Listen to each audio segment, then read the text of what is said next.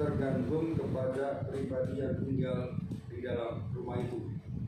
Bukan rumah itu besar atau kecil, bukan rumah itu diukur dengan segala interior baik ataupun tidak, tetapi rumah senantiasa menjadi satu aliran kasih, maka rumah itu pun akan menjadi sebuah tempat yang nyaman untuk kita tinggali.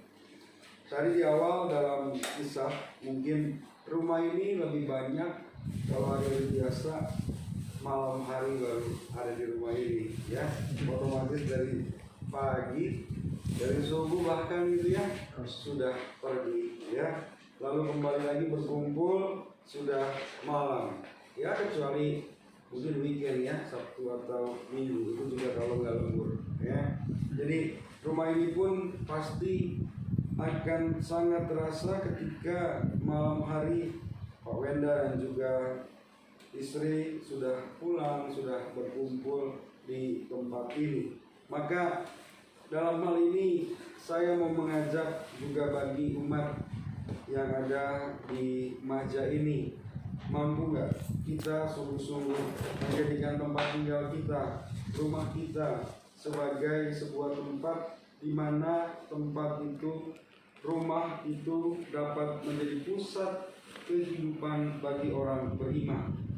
Menjadi tempat atau pusat bagi orang beriman sudah tentu menjadi sebuah tempat yang nyaman untuk kita tinggal. Sejauh-jauhnya kita pergi, pasti ada keinginan, kerinduan untuk kembali ke rumah. Kemanapun kita pergi, rumah ini menjadikan sebuah tempat di mana suami dan istri pada akhirnya dia bisa untuk berbagi. Maka kalau Anda sebagai suami dan istri, ya, mungkin juga untuk umat yang ada di sini, selain untuk berdoa bersama, masih enggak rumah itu kita jadikan sebuah tempat di mana suami dan istri minimal malam hari itu makan bersama di meja makan, ya. Kasur. Kadang kalau orang di rumah ada meja makan, tapi terkadang itu hanya untuk naruh piring makanan dan barang lain, kan? Iya, benar. Hanya untuk ngambil, duduknya Kemana-mana. Iya, Iya, iya, benar. ibu-ibu biasanya. Iya. Bapak-bapaknya duduk, ya. Bapak-bapak itu biasanya masih agak mending lah, ada yang di meja makan, ada juga yang di ruang tamu seperti itu. Tapi saya memang membayangkan hari-hari ini memang terkadang ruang makan, meja makan itu hanya sekedar dianggap hanya sebagai sebuah tempat untuk meletakkan makanan. Padahal kalau kita mau merenungkannya lagi, ya, ketika kita makan bersama, sebenarnya di situ ada sebuah waktu untuk saling menceritakan pengalaman hidup sehari-hari. Kalau pernah lihat Kalingkongguan itu, ya, bapaknya nggak ada itu, ya, belum pulang, udah berapa kali lebaran juga belum pulang bapaknya itu, ya. Tapi gambarnya kurang lebih seperti itu, ya. Bayangkan saja bapaknya sudah pulang lagi di Kalingkongguan itu. Ada satu pengalaman menarik sharing dari seseorang umat, dia mengatakan, Romo, saya tuh punya kebiasaan, pokoknya setiap malam itu saya harus sama suami itu di meja makan, kami sambil makan berdua. Kalaupun saya lebih dulu sudah lapar atau apa, yang penting saya makan sedikit, tapi nanti ketika suami pulang, saya menemaninya di meja makan. Ternyata poinnya adalah apa? Di meja makan itulah suami dan istri dan juga anak-anak mereka, terlebih suami dan istri, saling bercerita apapun, baik pengalaman yang menyenangkan ataupun mungkin segala permasalahan. Bapak-bapak biasanya kan bawa masalah itu pulang ke rumah, ya, aku begini segala macam. Nah, dalam media ini, dalam ruang makan ini menjadi tempat bagaimana suami itu mengisahkan, berbagi cerita, dan istri bisa saja menguatkan atau mendengarkan cerita, dan menjadi satu tempat perjumpaan bagaimana suami dan istri pada akhirnya mereka mampu untuk saling menguatkan di tempat ini. Maka tradisi untuk makan bersama suami dan istri minimal ini sebenarnya adalah tradisi yang sebenarnya kita seringkali sudah melupakan dan tidak menjalankannya.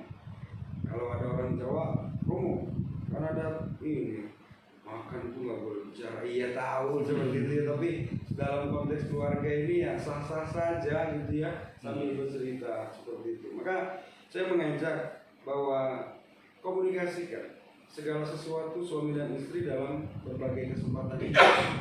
Dan itulah yang saya ingin mengajak kepada umat beriman bahwa sebuah rumah tangga, sebuah keluarga, ketika ada komunikasi yang baik, itu semua akan terasa nyaman. Tapi ketika suami istri sudah berantem, sudah bertengkar, wah ini repot. Ya. Sepatah kata pun tidak akan bicara. Ya. Saling kuat-kuatan akhirnya. Kuat-kuatan untuk apa? Diem. Karena apa? Yang ngomong duluan kalah. Seperti itu ya. Pasti punya pengalaman seperti itu ya?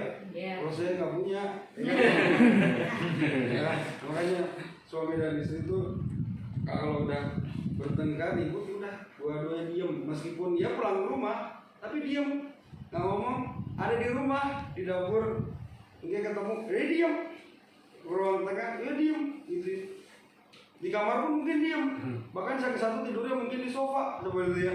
Intinya masih pulang ke rumah tapi diem-dieman. Nah, ini komunikasi yang sebenarnya sudah tidak bagaimana orang membangun sebuah komunikasi dalam rumah tangga itu.